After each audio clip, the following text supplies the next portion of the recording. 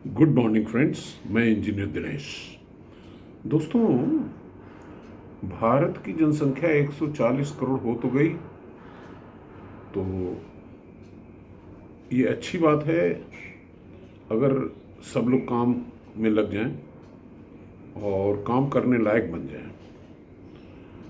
तो अगर इसको पूरी जनसंख्या को छोड़ दें थोड़ी देर के लिए, तो 65% भारत की जनसंख्या 2020 में इतनी थी कि जिनकी उम्र 35 साल से कम,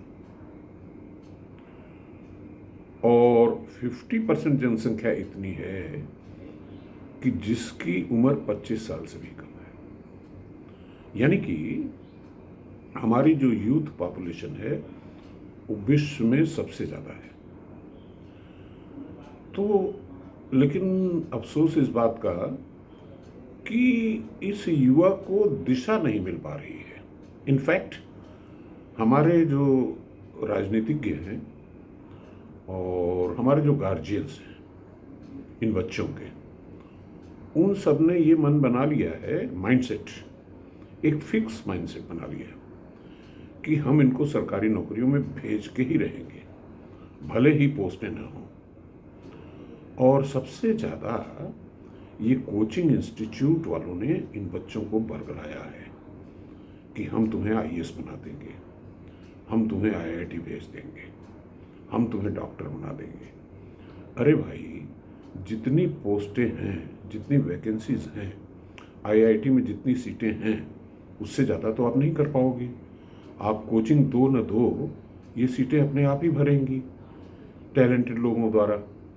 और कोई भी जो आईआईटी या आईएएस का एस्पिरेंट है वो रट करके और कोचिंग की मदद से नहीं बन सकता आईएएस, अनलेस कि उसके पास टैलेंट हो।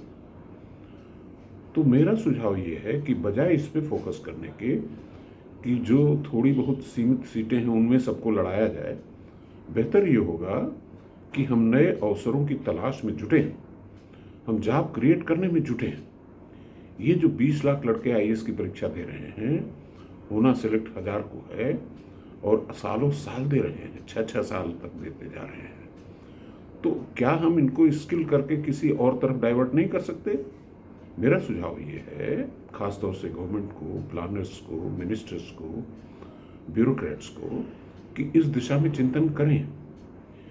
पहली चीज़ कि जो हमारी यूथ है उसको हम ज़रूरत के मुताबिक स्किल कैसे करें, इस पे ध्यान होना चाहिए। दूसरा ये है कि क्वालिटी ऑफ एजुकेशन इम्प्रूव करने के लिए मेरा सुझाव ये है कि जो हमारे आईआईटीज़ हैं वो इंजीनियरिंग कॉलेजेस जो प्राइवेट और गवर्नमेंट के हैं उनको अडॉप्ट करें, और जो अपनी शिक्षा वो दे रहे हैं उसको किस तरह से डिजिटल माध्यम से इन प्राइवेट इंजीनियरिंग कॉलेज को भी एक्सटेंड करें।